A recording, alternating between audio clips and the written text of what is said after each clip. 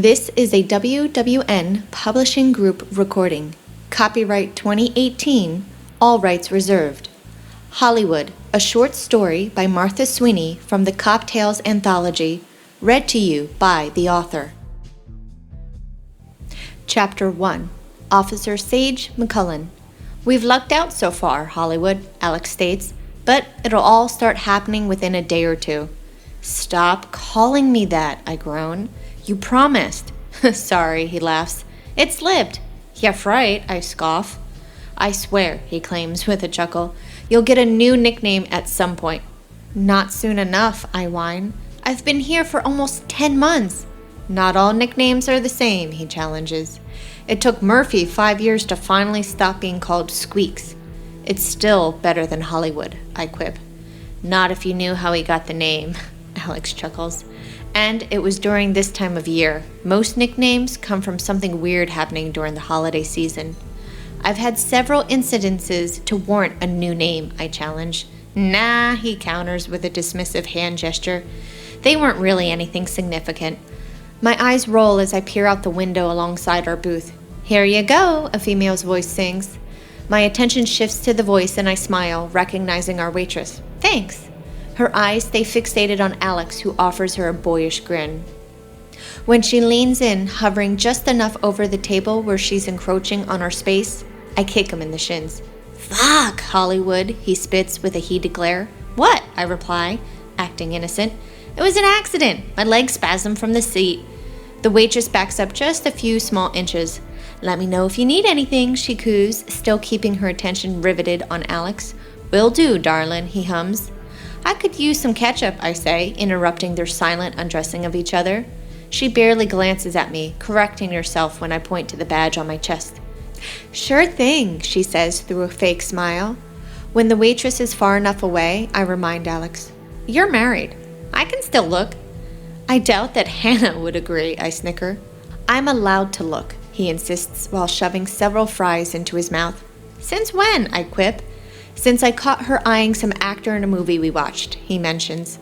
A movie doesn't count, I argue. Alex regards me. And her Pilates instructor. He's gay, I laugh. Still looking, he debates. Besides, we have agreed that looking is okay. My head shakes in disbelief. Like you don't look, he counters. I'm not married, I remind him. Nor am I in a relationship. How do you know I wasn't getting us a free meal, he inquires ruefully. You've yet to get us a free meal since we've become partners, I jab. His expression alters to a more serious tone. I can make Hollywood be your lifelong name. Whatever, I sigh, popping a fry into my mouth. Besides, we're partners. You're supposed to have my back. I do, I laugh, except for when it means you're eyeing other women. I like Hannah, and we women always stick together. Alex raises a brow. The woman code doesn't trump partner code. I smirk. It can, especially when a partner is being a dick. Something hits me in the forehead. My eyes lower when it lands on the table. Really? I laugh, holding up the slice of pickle. It slipped, Alex retorts. Too hungry to continue the conversation, I stuff a large bite of my burger in my mouth. My stomach groans more, eager to be filled. We've been working for the past 6 hours straight, barely getting the chance to take a pee break due to a holiday gala, the first of many to come. Hey, Williams, Hollywood, Officer Baxter greets us. I grunt and take another bite. Hey, Baxter and Donovan, Alex returns. What's up? Just grabbing some coffee, Baxter replies as Donovan makes his way to the counter. Missing the warmth yet, Hollywood? I offer a fake smile and stuff more food in my mouth. I don't know, Williams, Baxter muses, looking at Alex. I didn't know Hollywood could put so much in her mouth like that. We might have to call her DT. After swallowing, I say, You can't. Your mom's already got that name. A bellow of a laugh escapes Alex instantly as Baxter turns red in the face. What's going on? Donovan inquires as he walks over holding 2 large to-go cups. You haven't been here long enough to crack any mom jokes, Hollywood, Baxter states heatedly. The name is McCullin, I inform him, and I think I have, Biff. Excuse me? Baxter asks. Ha! Good one, Hollywood, Donovan cheers. Easy, McCullin, Alex warns. He's definitely a Biff, Donovan affirms. God, it's been ages since I've seen those movies. I gotta show them to my kids this weekend. Another reason why we call you Hollywood, Baxter continues. You and your stupid movie references. I'm not from Hollywood, I remind them for the millionth time. I worked in Beverly Hills for 4 years. Oh, I'm sorry, Baxter apologizes sarcastically. I forgot that writing tickets to people who let their dogs shit on the sidewalk was serving the public. My jaw clenches slightly. No different than you scraping gum off the subway rails. Watching Police Academy movies was probably a key staple in your training, wasn't it, Hollywood? Baxter questions snidely. I'm sorry, I didn't get that. I don't speak donkey, I jab. Baxter takes a step toward me, but Donovan blocks him. Easy, man, he encourages. Let the lady be. We've all been roasted once or twice, Alex reminds him. It's all in good fun. Besides, we all have it coming to us. McCullin has taken a lot of shit from the department with that name. Hollywood isn't as bad as Zip, Donovan snickers. Alex and I wince at the same time. I only heard the story about how Officer Evan Gills got his junk caught in his pants zipper, while the 3 men before me were present. You don't need a cock to know it's painful. Watch yourself, Hollywood, Baxter advises, pointing at me. I smile and take another bite, watching them leave just a few seconds later. Several quiet minutes of just us eating pass and I revel in it. Alex is a good partner, but even I'm sick of his bullshit since he teases me like the rest of the department. Even for as long as I've been on the force, none of them see a female officer as equal. It takes years to build trust and respect, and even then, I'm still not ever going to be one of the boys, even if I almost die from one of them, just because I don't have a pecker between my legs. There are 4 other female officers in the department. 2 of them are behind a desk all day, and the other 2 are in the field like me. Sherry Goldstein is a new recruit, only 3 months serving, who's been called Hooks on occasion after the character from Police Academy. The other female officer, Sergeant Callahan, has been called the Bride after the Uma Thurman character in Kill Bill, which describes her personality accurately. You're not gonna make any friends if you keep that shit up, Alex warns. I've got you, I say sarcastically with a widening smile. Don't remind me, he huffs. Besides, I don't need Merry Christmas, a male voice booms through the diner. I catch the shocked expression on Alex's face before my head turns in the direction of his gaze. My eyes squeeze shut for a long second, wishing I hadn't just seen the naked body. The man continues to run around the restaurant, shouting Merry Christmas repeatedly while weaving in between all of the tables. Fuck me, I groan. Fuck you? Alex inquires, rising to his feet. Fuck me! I hate this shit. We got our own weird shit in Beverly Hills, I return. Alex offers a doubtful expression. We keep our peripherals on the naked man as we fish for money from our pockets to pay for the meal, tossing bills on the table. Sir, I call, hoping to grab the flasher's attention. Shit, he shouts when he sees us. He lunges towards the door, but there are several people coming in, blocking his way. I'm calling for backup, Williams informs me. Why don't? The perp darts away from the crowd, aiming to jump over the diner's counter. Get him, Williams directs. Fuck me, I huff, heading after the man. The perp moves towards the kitchen door, but I'm able to grab him by the collar of his loosely hanging jacket before he's halfway in. I pull back, causing him to lose his balance momentarily. It takes a matter of a second or 2 for him to get his footing and shrug out of his last article of clothing. God damn it, I exclaim, rushing toward him. The male kitchen staff laughs as the women shriek and move out of his way. Within 5 large steps, I manage to close in on him. Hurling my body through the air, I tackle him to the ground. We land hard and a loud grunt escapes the man below me. Careful to not place my hands in any precarious locations, I use my weight to keep the perp pinned as I fish for his wrists and handcuff him. Nice one, Hollywood, Alex's voice booms behind me. Quit standing there and help me, I direct. I think you got this one handled, he claims as I get the flasher to his feet. I snatch the man's coat Alex is holding and drape it over the perp's body, tying the sleeves in a knot behind him. You have the right to remain silent, I begin, finishing the Miranda rights as I escort him out of the kitchen. I'll take him, Alex offers. Yeah, after I did all the work, I counter. Fine, Alex laughs. You can handle the naked man. I forcefully shove the perp at Alex, causing their bodies to collide. Want another round? Baxter inquires smugly. Of what? I quip. You making and knowing more Hollywood movie quotes than me? Oh yeah, The perp snickers. Enjoy, Alex insists, pushing the perp to Baxter and Donovan. We're not taking him, Baxter counters. We are the officers on duty, Donovan reminds. I don't know what happened, Baxter returns. For all I know, Hollywood went crazy on his ass and removed all his clothes. Sure you do, Donovan counters. We got the call that, take him, Alex directs. We'll meet you there for the paperwork. Baxter looks at me in the back to Alex. Fine, he huffs, taking the offender with him as Donovan follows close behind. Looks like our night isn't over just yet, Alex sighs. It's your fault, I whine. What did I do? He balks. Excuse me, officer? A man's voice questions from behind me. You're the one who wanted to eat here, I remind him, keeping my attention on Alex. Excuse me, the man repeats. This wouldn't have happened if we went to Mick's Diner on 45th, I reprimand. This one puts us closer to dropping the vehicle off sooner, Alex states. And in direct line of all the stupid shit that happens around Grand Central, I mention. Excuse me, the man repeats again. Listen, I say, turning swiftly on my feet. Can't you see? His amber eyes distract me, forcing me to take in the rest of his face. I'm sorry to bother you, but his voice trails off as I feel something touch my arm. My eyes lower, and I find his hand cupping my elbow. Instincts kick in, and I've got my nightstick in hand pressed firmly against his chest. Look, buddy, I begin, irritated by the fact that he doesn't know to keep his distance. Using my weapon, I put more space between us. I've had a long day, and I'm not interested in making it any longer than necessary. But if you want to be taken in for an assaulting an officer, I'll be happy to do it since I'm already headed in that direction. I don't mind the added paperwork. It's not like I have a life or anything. His hands are already raised in a surrendering gesture. I'm sorry, he mumbles.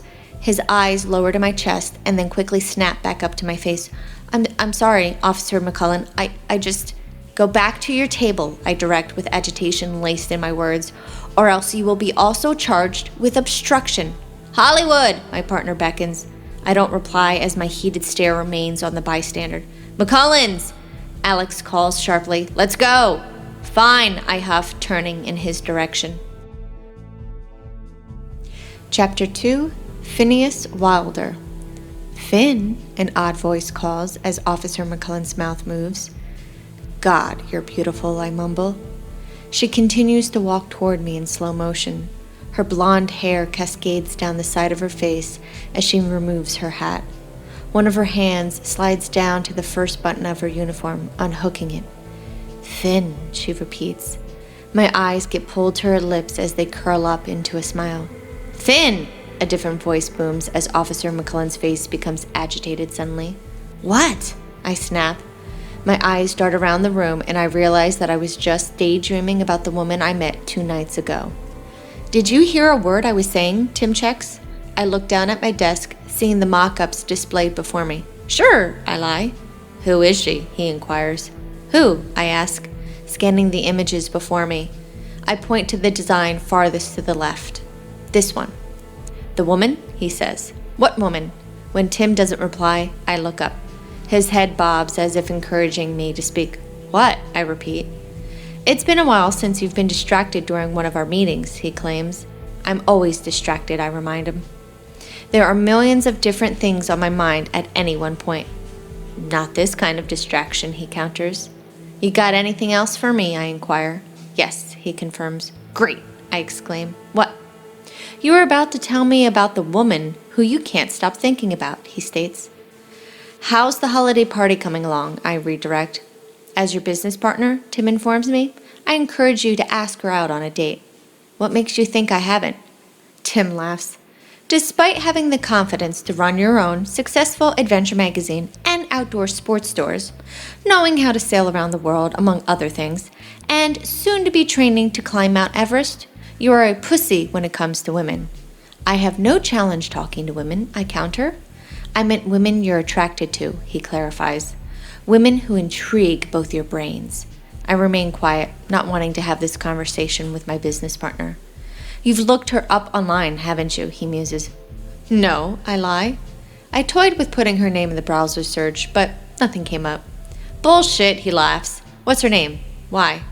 I want to see what she looks like, he claims. I shrug, hoping he won't push the subject. You don't know her name, he scoffs. I don't believe you. I check the time. I've got a meeting in 20 with Sandra. I need to prep for... I'm not leaving until you give me her name, Tim commands. We have a silent debate before I finally cave. Officer McCullin. Officer, he repeats. Yes. What kind of an officer, he pries. And what's her first name? A cop, I share. Not sure on the first name. Tim's grin widens. And how did you meet this officer? He inquires, clearing his throat. We didn't really meet. I mean, we did, but it wasn't the right time to... What do you mean you didn't, but you did? I let out a huff. She was in the middle of apprehending someone. Tim raises a brow in question. I remain silent, not wanting to discuss the topic any further. I'll do a little digging. Don't, I request sharply. Too late, he says, heading out of my office. Tim, I call as he vanishes into the hallway. Glancing around my office, I try to remember what I'm supposed to be doing.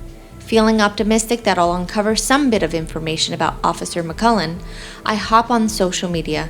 I find nothing after 10 minutes of searching. Just as I'm about to start looking at the police department's website, there's a knock at my door. Hey boss, Sandra greets. Hey, I return. Come on in. I've got your Santa costume for the party, she informs me. They ran out of Mrs. Claus suits, so I grabbed Tim an elf one. Is that okay? Sure, I agree, though I was hoping to mess with Tim this year. Great, she replies. I've confirmed that we have 30 children from the foster care system coming, ranging from the age of 5 to 16, who will be accompanied by about 10 social workers. Marley is already over there helping the children pick out outfits to wear. We might want to offer the same thing to the social workers, offering them an outfit as well. Do it, I interrupt. Will do, she confirms. Everything is lined up with the press to attend, and we're only 1.5 tables shy of every seat being sold. I managed to add an additional table as you requested. The NYPD will have a list of all the officers who will be seated at the table you offered by tomorrow. The mayor's office is still tentative, but they're supposed to give me confirmation by end of day tomorrow. If the mayor can't make it, I'm sure we can get one of the council members instead. With re-elections coming up, they'll want to look good in the public eye. Wonderful. Is there anything else you need? Sandra checks. Can you find someone for me? Sure, she replies happily. Who? An Officer McCullin, I state. Do we have any other details like first name, department, district? Unfortunately, no. Okay, she sighs, bobbing her head. It's not impossible, but it will take a little bit of time. It's a female officer, I inform her. Sandra smiles. What? I check. Nothing, she denies. I'm on it if there isn't. That's it, I say, dismissing her. Sure thing, boss. Once my last meeting wraps up, I head out for lunch. Needing some cool New York winter air, I make my way down 3 blocks to one of the best sandwich shops in the whole city. Tim and I discovered Charles' Deli a year ago.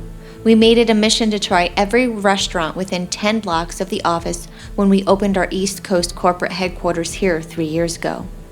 Right after I order, I head to the bathroom. When I return, I stand and wait by the pickup counter and flip through emails on my phone.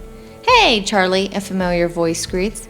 My eyes jump up to find her, Officer McCullin, standing 10 feet away and speaking to the deli's owner. Hey, Officer McCullin, Charlie greets. It's good to see you. Where's your partner, Officer Williams? I told you, Charlie, Officer McCullin replies sternly with a sexy smirk. Call me Saige. My heart drops at the realization that I now have a full name for the woman who has bewitched me. Her name adds to her beauty and continues to repeat in my head. Charlie and Saige continue to chat, though my brain isn't able to process their conversation as I debate about how to approach her. My first attempt at the diner wasn't as successful as I had expected or hoped. This time needs to be better, much better. My eyes stay transfixed on her body, studying her every curve. It takes several seconds for my 2 brains to argue about which one will dictate any conversation, and a few more for my upper head to gain control. After taking 2 steps in Officer McCullin's direction, I quickly spin back around. My chest heaves as my palms become sweaty. Fear chokes me instantly, making me feel like I'm going to vomit. I've never been this nervous with a woman before. I've always been able to talk to them and dated the ones who interested me with ease until the relationship didn't pan out because we wanted different things. If I can't get a grip, I won't be able to talk with Saige at the gala. I still don't know if she'll actually be going because Sandra's waiting for a final list from the commissioner. The other night when we first met, I had complete control over my brain and body until Officer McCullin's attention turned to me. My body was set on fire by her assertiveness and femininity, all wrapped up in her fitted uniform. I even had a few moments of fantasizing about what I wanted her to do to me with her nightstick, too. I take several deep breaths and turn back to the counter. A pain sears my chest when the woman of my desires is no longer in sight. My gaze darts around the deli, hoping she's seated at one of the small tables. I curse under my breath at the fact that I missed my opportunity. "Finn!" a man's voice beckons. "Yeah," I mumble, not bothering to avert my eyes from the main door. "Finn," he repeats. "Yeah," I sigh. Finally facing my left, my eyes fall upon Charlie. "Your order, man," he informs me with outstretched hands. It takes me a moment to process everything and take my food. "You need to stop working so hard," I direct. "I do what I love," Charlie quips. "It's not work when you love it." "You owe your wife some alone time," I add. "I know," he huffs. "Don't tell her, but I've booked us a cruise." "You're going on a cruise?" I scoff in disbelief. "Shh!" Charlie looks back and forth behind the counter. "It's her Christmas present." My eyes narrow slightly. "Are you sending her alone, or are you going with her?" Charlie chuckles. "I love my wife," he states confidently. "Why wouldn't I go with her?" My head tilts to the right. "Methinks you might love this place just as much, if not more." "Well, you're not wrong," he laughs. "But we both need a vacation. It'll do us good. The kids are gone, finally out of the house for good, and Marge and I need to do something for us once." "You'll win Husband of the Year," I goad. "Damn straight," he affirms. "She won't be bugging me for anything else for at least 6 months, maybe a year if I'm lucky." I chuckle. "What's bothering you?" he pries. "Nothing," I lie. "It's about a woman, isn't it?" Charlie pushes. "No."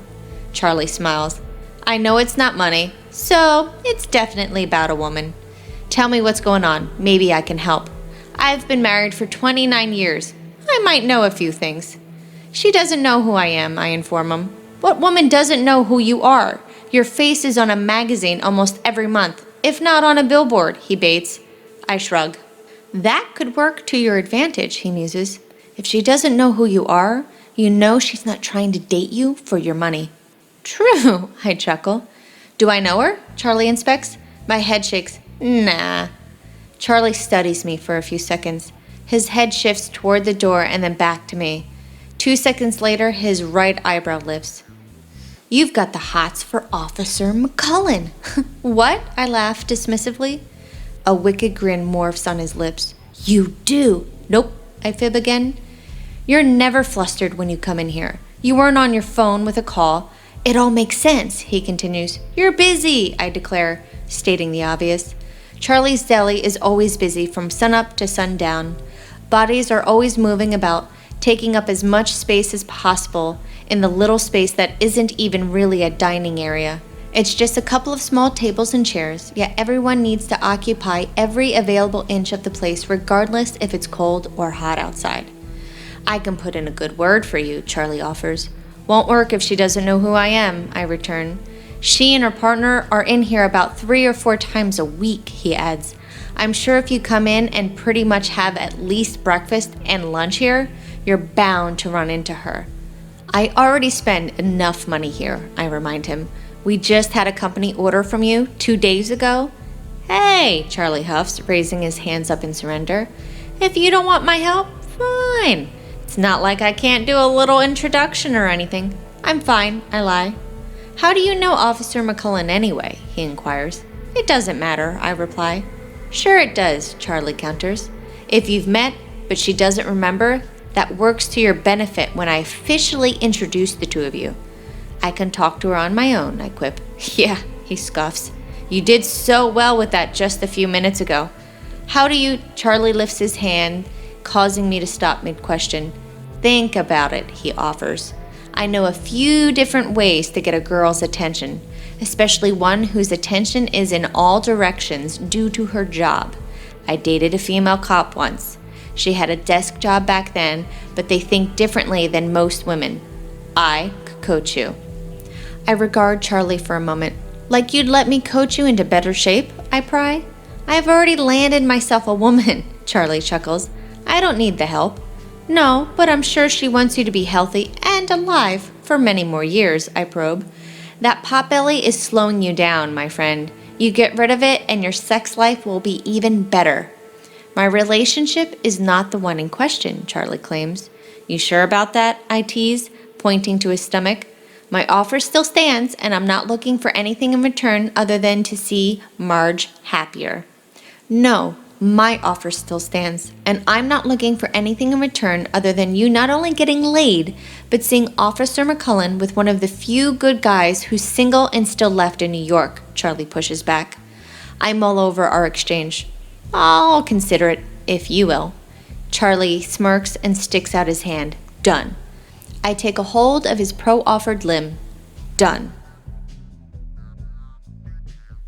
Chapter 3, Officer Saige McCullin. Krystal! I yell from the kitchen for the second time. Again, there's no response. I take 5 large steps towards the doorway, hanging my head just beyond it. Krystal! What? She faintly replies from upstairs. Get your ass down here, I retort. You said ass, Millie, my 5-year-old niece, giggles. Stop cursing, Krystal returns. I can't be late, I direct. Then go, she offers. And leave your daughter alone in the kitchen while the stove runs, I quip. That's worse than me swearing that you're a pain in my ass. Mommy said ass is a donkey, Millie states as she plays with her pony at the kitchen island. Mommy isn't a donkey. She's a mommy. Sometimes people can be donkeys too, I declare. Don't start, Saige, Krystal warns, strolling into the kitchen. Just like your daddy, I add with a smirk. Isn't that right, Mommy? This is the only time Aunt Saige has ever used the term ass correctly. When she's talking about your daddy, Krystal affirms. You really want her to repeat that to him? I question. Krystal shrugs. Why not? He was boinking a donkey from work, which makes him a donkey as well. He hasn't been around for months, probably because he has yet to pay child support. What's boinking? Millie inquires. I consider answering my niece, but think better of it. Krystal's right. Millie's father is much more of an ass, aka donkey, than my sister, but siblings are supposed to be a pain in the ass. On occasion. You two behave while I'm gone, I direct. Aren't we? Krystal replies with a grin as she bumps my hip with hers. I stare at her blankly. No. You're no fun, Krystal whines. You used to be fun. You're not fun anymore. I'm about to go to work, I remind her. I told you that I need to be in a different headspace before I go. And stop back eyes and shoot people, Millie cheers. I don't shoot people, I correct. Then, why do you have a gun? Millie searches. For protection, I inform her. But I haven't had to use it to shoot someone. Really? Millie inquires. Good cops don't need a gun to resolve an issue, I state. Then, why do you have it? Millie presses innocently. I shift closer to her and lean down to her eye level. Why do we lock the doors in this house? To stop all the shadow monsters from sneaking into the house to eat our socks, Millie answers. As I said, Millie is 5. She's too young to understand how the world works, but it doesn't hurt to explain things a little differently so she understands enough and feels safe at the same time. That's right, I confirm, kissing her on the head. Make sure Mommy stays out of trouble. And doesn't turn into a donkey, Millie checks. I smile and nod. 10-4, Millie says with a salute. That's my niece, I praise. The best and smartest niece in the whole wide world. I really wish she'd stop turning my kid against me, Krystal states with a hint of drama. I offer an unimpressed expression.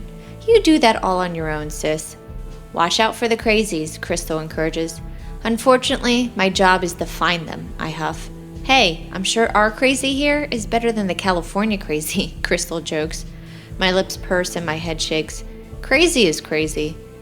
A minute later, I'm sliding into the cruiser with Alex. He arrived right as I was opening the front door to my sister's apartment building. Car 169 to dispatch, Alex calls on the radio. Go ahead, Car 169, dispatch returns. Car 169 ready to go. PC Williams and PC McCullin on duty, Alex confirms. Received, 169. Looking quiet tonight. Let's hope it stays that way, dispatch replies. Got it. Thanks. Over. Alex replaces the microphone and turns to me. What's up, Doc? I lift a brow in reply, unamused by his Bugs Bunny impression. Too much? He laughs. No, I return. Just really bad. Whatever, Hollywood, Alex jabs. I let out a breath as I shift my gaze out the window. You need to develop a thicker skin, Alex claims. That's how they'll stop calling you that as much. Funny, I snort. I put up with you every day, don't I? Alex laughs. The next few days are going to be crazy, McCullin, he informs me. A lot is happening this week with the Thanksgiving Day parade, not to mention Black Friday. I've dealt with Black Friday in California, I remind him. Alex chuckles. It's not the same, he claims. It's vicious here. People become animals. We are animals, I counter. All humans are. You know what I mean, he returns. I shrug as he pulls out into the street. How's the family? Alex checks. Good, I return. Krystal seeing anyone, he pries. You're married, I remind him. I'm not looking for me. Who are you looking for? I push. You better not say Baxter. Alex laughs. No, I was thinking Ward. I consider the idea for a brief moment. It wouldn't work. How do you know? I know my sister, I warn. She's cool, Alex counters. I don't comment, knowing he'll eventually drop the subject. For the first 4 hours, the night is fairly quiet.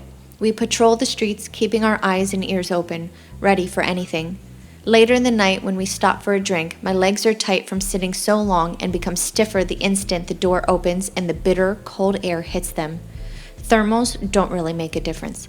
Fuck, I groan. You're fine, Alex laughs. Still fucking cold, I whine. Get us something hot, he says, handing me a $10 bill. I'll stay by the car just in case something comes in. Thanks, I reply happily. In less than 2 minutes, I'm walking out of the coffee shop with a hot black coffee for Alex and a hot chocolate for myself. I don't know how I became a non-coffee drinker since my entire family drinks it, but I could never stand the taste. We've got a 1050 a few blocks away, Alex informs me with the window down. Get in. Yay! I cheer sarcastically. I love disorderly delinquents. I pretend to rush into the car. Hey, Alex quips. Disorderly people are people too. My blank expression doesn't falter. Damn, he huffs after a few seconds. I thought I had you. Good try, I encourage. Really? He checks, pulling away from the curb. No. Fuck you, Alex whines. You wish, I laugh, taking a sip of my drink.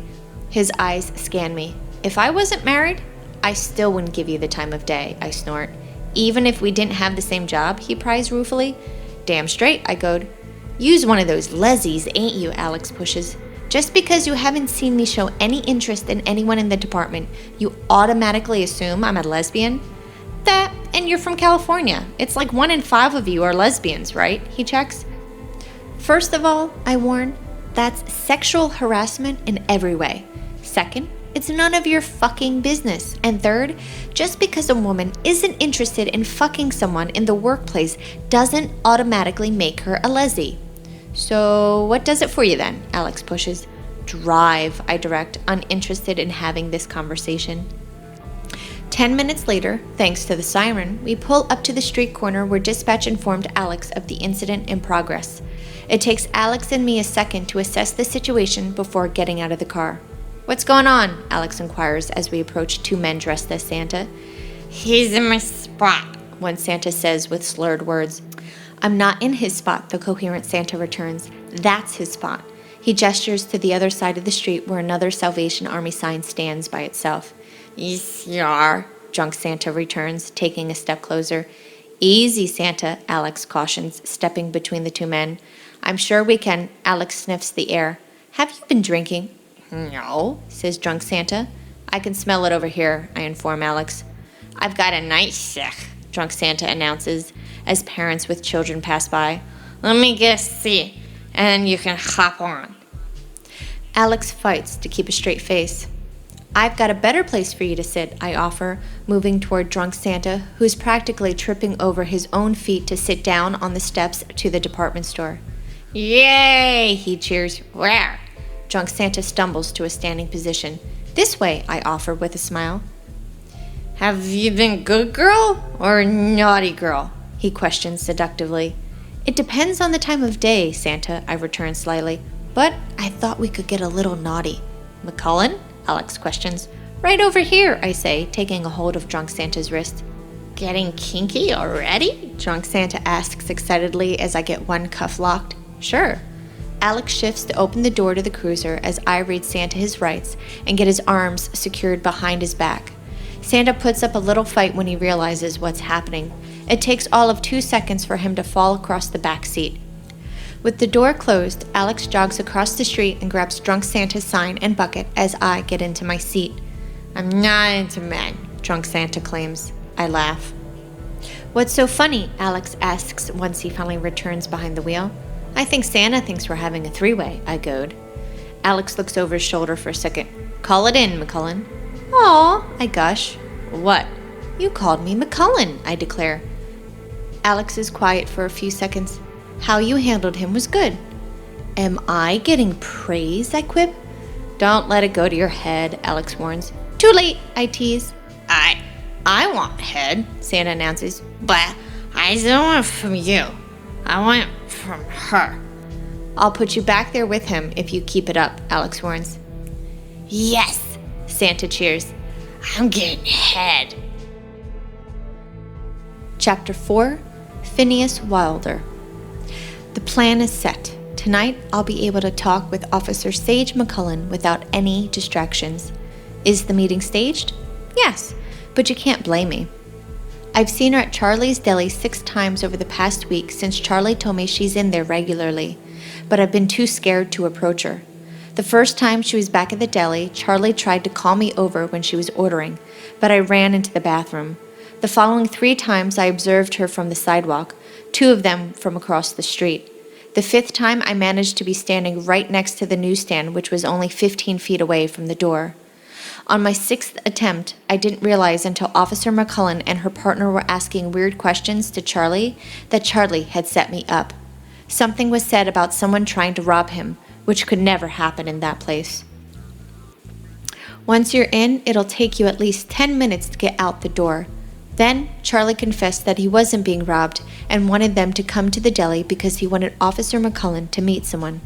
Her partner laughed and I darted past them in a hurry.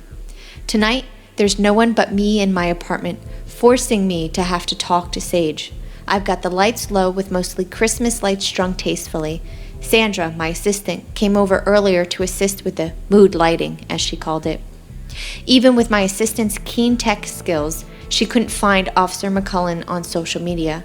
Other than knowing that Saige is an officer for NYPD, I've got nothing else to work with on what she's like.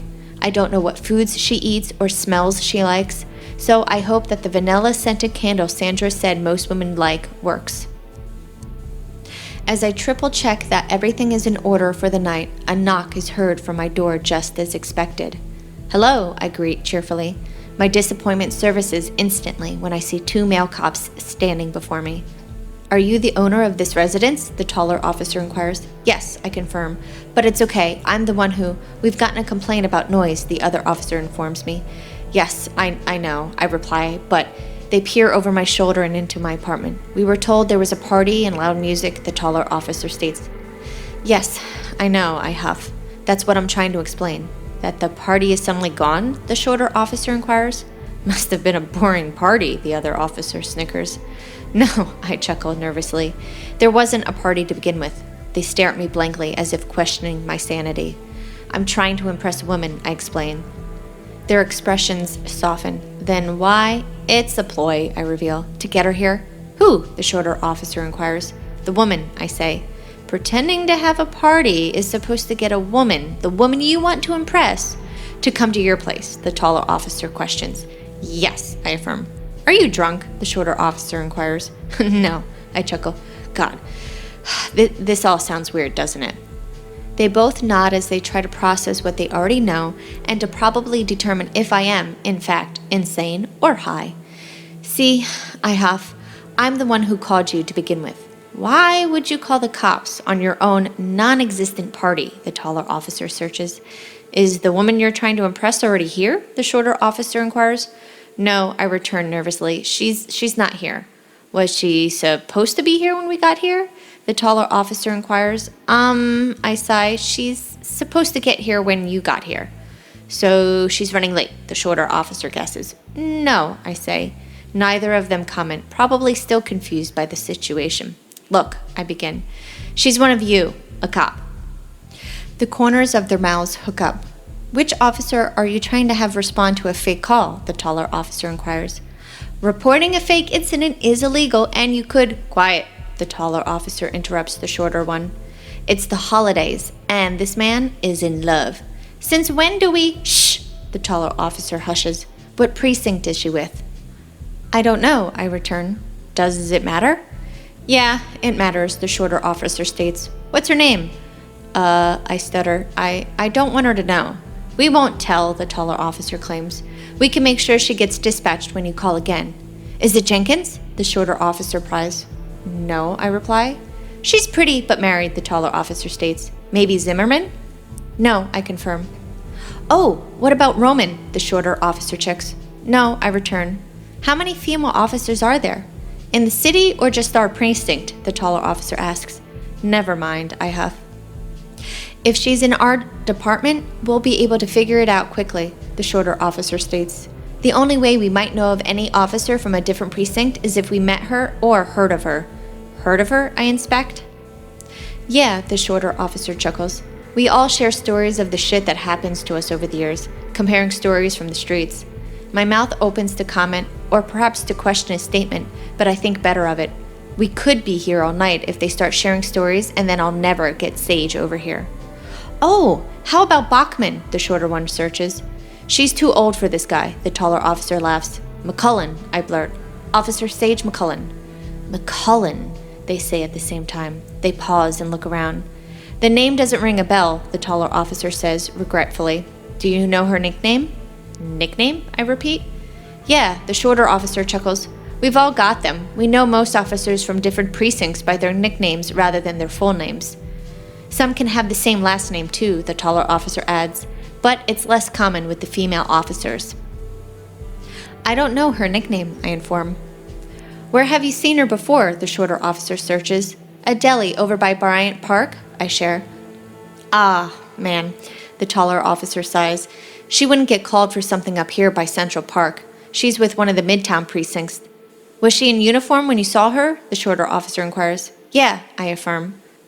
Could have been heading toward work, the shorter officer surmises, or heading home. It's tricky to tell. There are 77 precincts in the whole city, the taller officer informs, and over 30,000 patrol officers alone. Fuck, I huff. Why didn't you just talk to her when you saw her at the deli? The shorter officer inquires.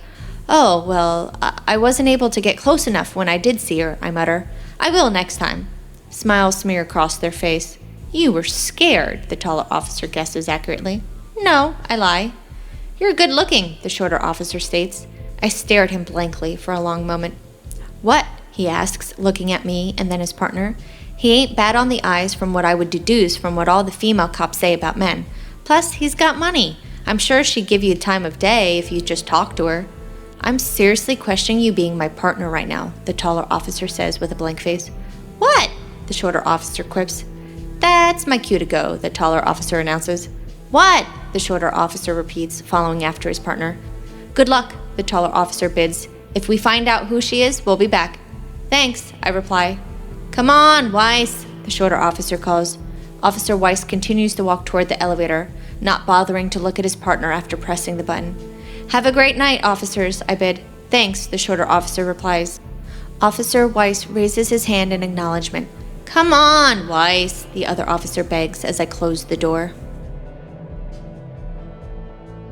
Chapter 5, Officer Saige McCullin. Why the hell do I have to go to this thing? I whine, though I vaguely remember agreeing to it 2 days ago. It's my only day off this whole week. Language, Krystal chides. She didn't hear me, I quip. They hear everything, Krystal claims. I shrug. You're going because you're my sister. That's not a good enough reason, I quip. Because you love me, she adds. Debatable on most days, I return. It'll look good for the commissioner to see you there too, Krystal persuades. So, if I agree to go, I can wear my uniform? I check. No, she counters. You're not working tonight, so you can't wear it. But the commissioner and the other officers will be...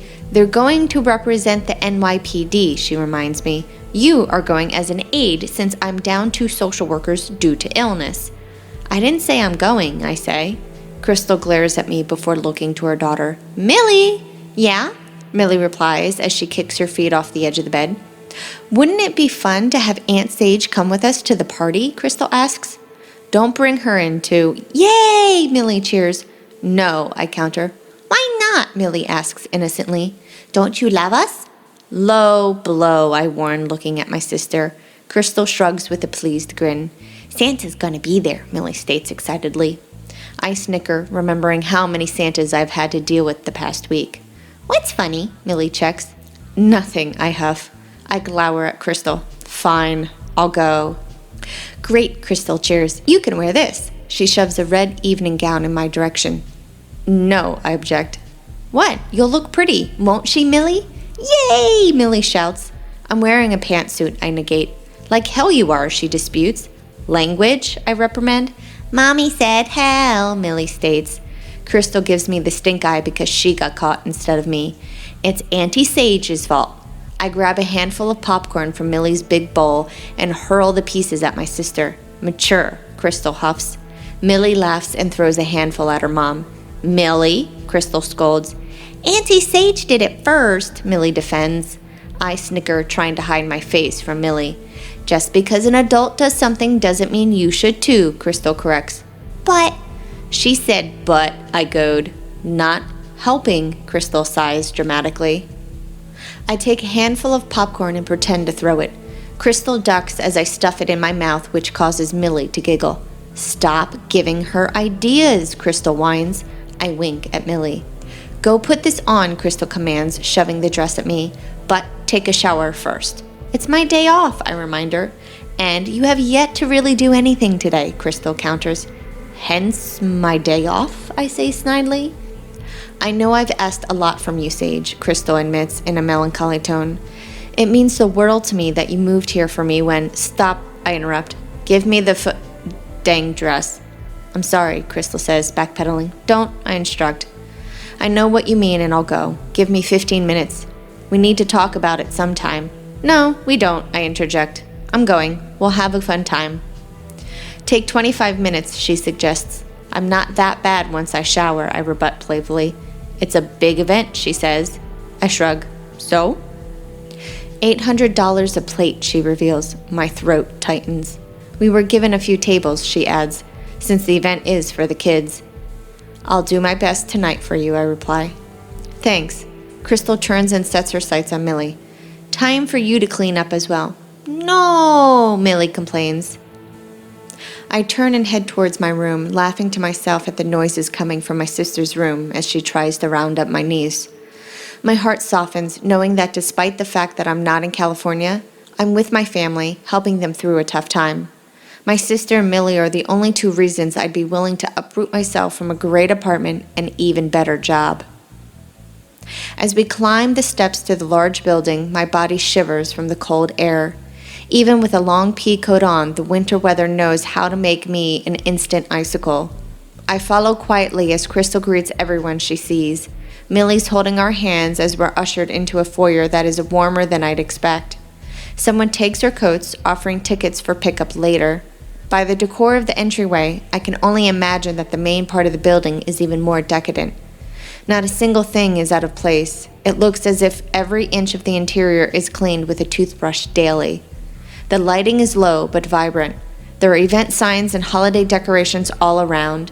I'm shocked to see a set of steps leading down into the main room, which appears to be the size of a football field. Here we are, Krystal says, pulling my attention from our surroundings.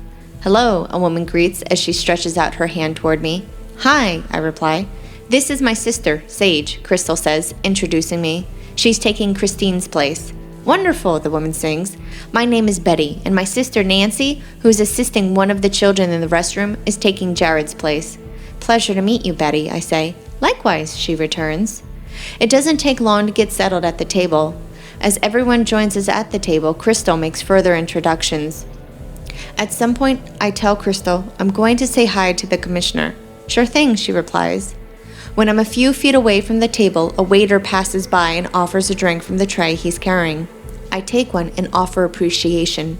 With a large gulp, I finish half of the bubbly liquid, needing the courage to face some of my coworkers in an outfit I wouldn't normally wear. Good evening, Commissioner, I say as I approach. His head tilts to the side. Officer Saige McCullin, I introduce. Transplant from Beverly Hills to Precinct 17, 10 months ago. Hollywood, an officer says to my right.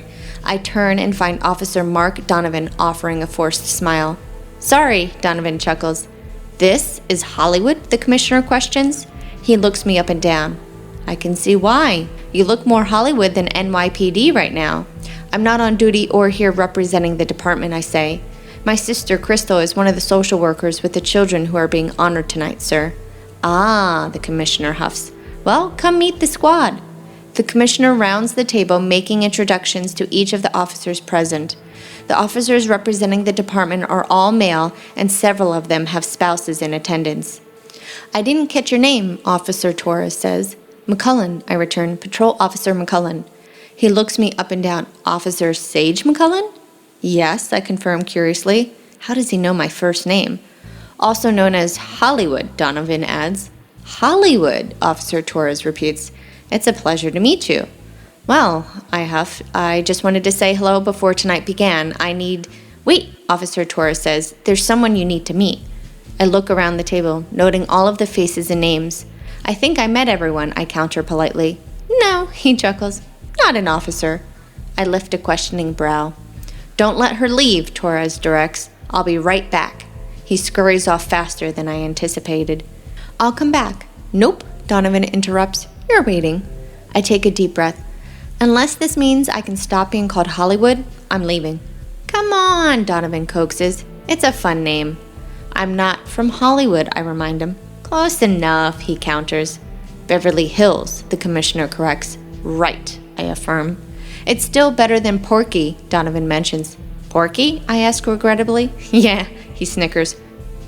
Oh God, the chief laughs. Poor Officer Kelsey will never live that down. As in the movie? I question hesitantly. Yes, Donovan confirms. You guys use more Hollywood references than I do, I declare. Here he is, a voice booms. Or here she is, depending on which one of you I'm talking to. My gaze shifts from Officer Torres to a well-dressed man standing to his right.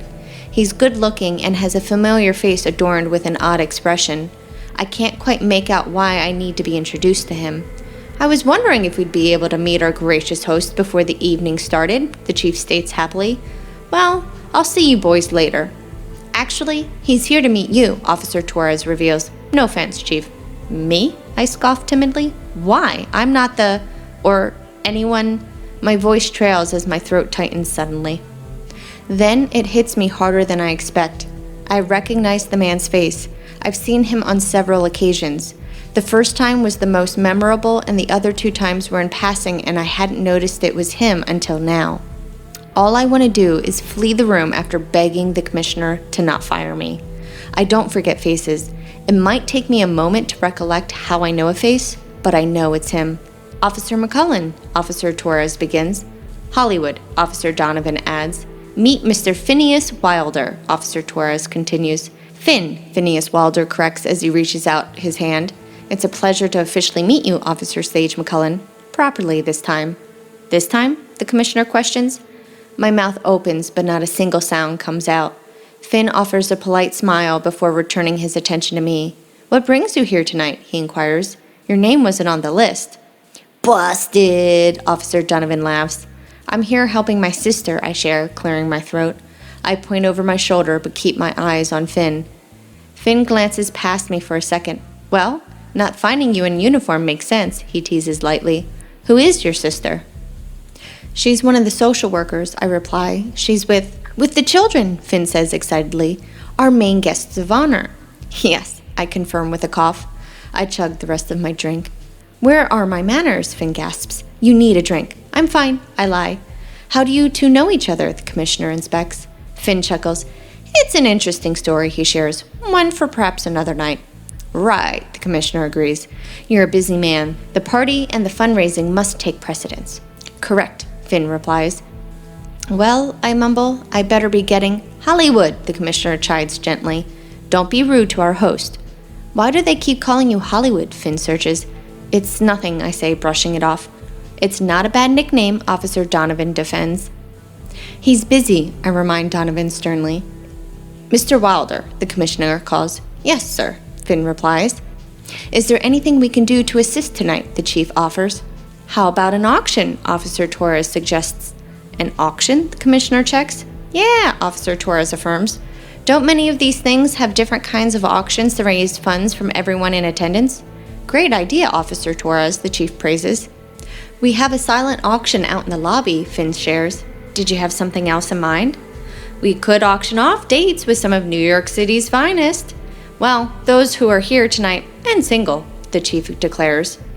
Pressure suddenly crushes my chest as I pray to unhear what was just said. Most of us are married, Officer Torres says, gesturing to the table. Donovan, Mathis, Foreman, and McCullin aren't married, the chief mentions. It takes me a moment to process anything said after the chief's statement. I'm going to need another drink, I say on a heavy breath out.